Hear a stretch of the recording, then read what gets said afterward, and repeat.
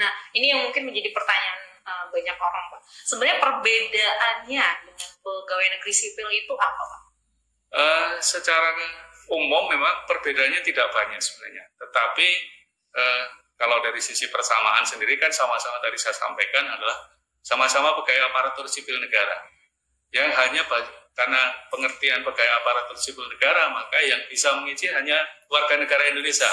Di luar itu tidak boleh. Tetapi perbedaannya adalah salah satunya adalah terkait dengan posisi yang akan diisi. Bahwa untuk PNS itu dia memang diangkat untuk menduduki suatu jabatan pemerintah. Nah, P3K itu juga akan mengisi jabatan pemerintah, tetapi posisinya adalah dalam rangka menjalankan fungsi dan tugas pemerintah. Jadi dia tidak posisinya duduk dalam jabatan dalam pengertian bahwa dia akan mempunyai karir, segala itu tidak. Itulah perbedaannya. Kemudian perbedaan yang lainnya adalah terkait juga dengan hal yang krusial adalah karena ini sifatnya semacam percepatan untuk memenuhi kebutuhan dari pegawai ASN, maka posisi pengangkatannya pun mekanismenya juga beda.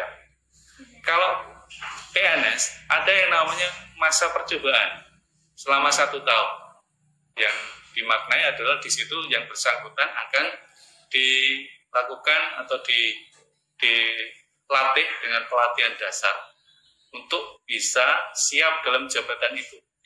Tetapi kalau P3K yang bersangkutan itu justru langsung diangkat dalam jabatan itu tanpa melalui masa percobaan. Karena tadi mereka memang diharapkan betul-betul sudah profesional, sudah betul-betul sudah kompeten dalam jabatan yang diisi oleh yang bersangkutan. Itulah yang perbedaan yang sebenarnya justru kalau saya lihat itu justru menunjukkan keuntungannya kalau kita masuk lewat jalur P3K.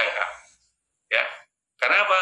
Contoh misalnya, ketika seorang calon pegawai negeri sipil sebelum diangkat PNS, ada masa sekitar 1 tahun. Dia hanya akan diberikan gaji 80%. Sedangkan P3K, begitu yang bersangkutan diangkat menjadi P3K, maka akan dibayar 100% gaji pokoknya.